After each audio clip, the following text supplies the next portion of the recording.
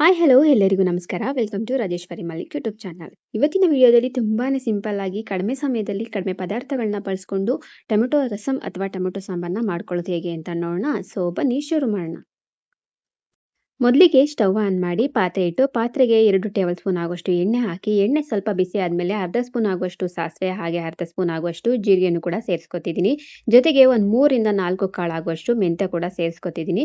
ಇದನ್ನ ಸೇರಿಸ್ಕೊಂಡು ಆದಮೇಲೆ ಒಂದು 1/4 ಸ್ಪೂನ್ ಆಗುವಷ್ಟು ಅರಿಶಿನ ಪುಡಿ ಹಾಗೆ 1/4 ಸ್ಪೂನ್ ಆಗುವಷ್ಟು ಇಂಗನ್ನು ಕೂಡ ಸೇರಿಸ್ಕೊಂಡು ಅದಾದಮೇಲೆ 1 ಗೆಡ್ಡೆ ಬೆಳ್ಳುಳ್ಳಿನ ಬಿಡಿಸಿ ಜಜ್ಜಿ ಸೇರಿಸ್ಕೊಂಡಿದ್ದೀನಿ. ಇದಾದಮೇಲೆ ಒಂದು 4 ರಿಂದ 5 ಕರಿಬೇವು ಎಲೆ ಹಾಗೆ ಹಸಿಮೆಣಸಿನಕಾಯಿಯನ್ನು ಕೂಡ ಸೇರಿಸ್ಕೊತಿದ್ದೀನಿ. ನಿಮಗೆ ಖಾರಕ್ಕೆ ತಕ್ಕಂತೆ ಸೇರಿಸ್ಕೊಂಡು ಇದನ್ನ ಒಂದು 2 ನಿಮಿಷ ಚೆನ್ನಾಗಿ ಫ್ರೈ ಮಾಡ್ಕೋಬೇಕು. ಬೆಳ್ಳುಳ್ಳಿ ಸ್ವಲ್ಪ ಚೆನ್ನಾಗಿ ಕಲರ್ ಚೇಂಜ್ ಆದಮೇಲೆ ಒಂದು 2 ರಿಂದ 3 ಟೊಮೆಟೊನ ಸಣ್ಣ ಸಣ್ಣದಾಗಿ ಕಟ್ ಮಾಡಿ ಸೇರಿಸ್ಕೊತಿದ್ದೀನಿ. ನಿಮಗೆ ಎಷ್ಟು ಬೇಕೋ ನೋಡಿ ಕ್ವಾಂಟಿಟಿನ ಕಟ್ ಮಾಡಿ ಸೇರಿಸ್ಕೊಳ್ಳಿ. ಟೊಮೆಟೊನ ಸೇರಿಸ್ಕೊಂಡು ಒಂದು ಸ್ವಲ್ಪ ಚೆನ್ನಾಗಿ ಹುರ್ಕೋಬೇಕು. ಟೊಮೆಟೊ ಸ್ವಲ್ಪ ಬೇಗ ಮೆತ್ತಗಾಗಬೇಕು ಅಂದರೆ ಇದಕ್ಕೆ ಸ್ವಲ್ಪ ಉಪ್ಪನ್ನು ಕೂಡ ಸೇರಿಸ್ಕೋಬೇಕು. ಉಪ್ಪನ್ನ ಸೇರಿಸ್ಕೊಂಡು ಇದನ್ನು ಚೆನ್ನಾಗಿ ಮಿಕ್ಸ್ ಮಾಡಿ ಒಂದು 5 ರಿಂದ 10 ನಿಮಿಷ ಚೆನ್ನಾಗಿ ಬೇಯಿಸ್ಕೊತಿದ್ದೀನಿ. ಟೊಮೆಟೊ ಪೂರ್ತಿಯಾಗಿ ಮೆತ್ತಗಾಗೋವರೆಗೂ ಕೂಡ ಬೇಯಿಸ್ಕೋಬೇಕು. ಈ ರೀತಿ ಚೆನ್ನಾಗಿ ಮೆತ್ತಗಾಗಬೇಕು.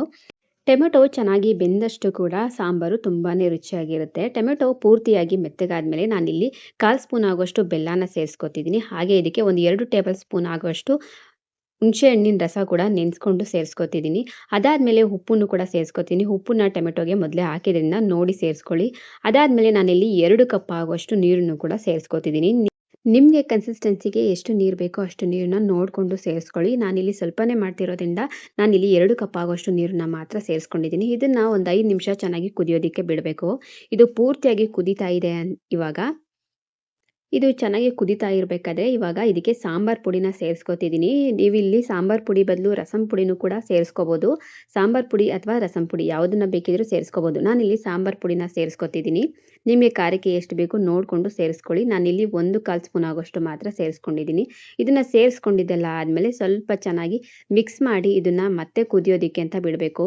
ಖಾರದ ಪುಡಿನ ಹಾಕಿರೋದ್ರಿಂದ ಇದನ್ನು ಸ್ವಲ್ಪ ಜಾಸ್ತಿ ಹೊತ್ತೇ ಕುದಿಸ್ಕೊಳ್ಳಿ. ಒಂದು 5 ರಿಂದ 8 ನಿಮಿಷಗಳ ಕಾಲ ಚೆನ್ನಾಗಿ ಕುದಿಸ್ಕೊಳ್ಳಿ. ನೀವು ನೋಡ್ತಾ ಇರ್ಬೋದು ಇದು ಚೆನ್ನಾಗಿ ಕುದೀತಾ ಇದೆ.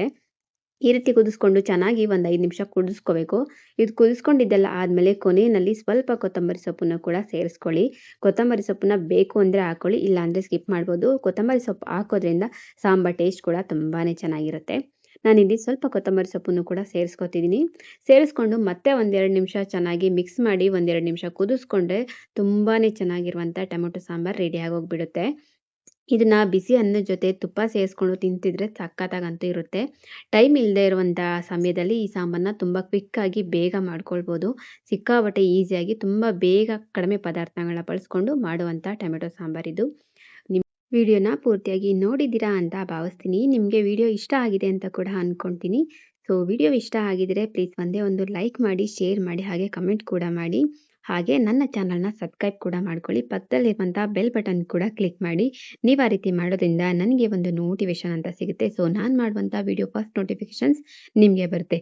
ಸೊ ನೆಕ್ಸ್ಟ್ ವಿಡಿಯೋದಲ್ಲಿ ಸಿಗೋವರೆಗೂ ಕೂಡ ಕಾಯ್ತಾ ಇರಿ. Love you all. Take care. Bye bye.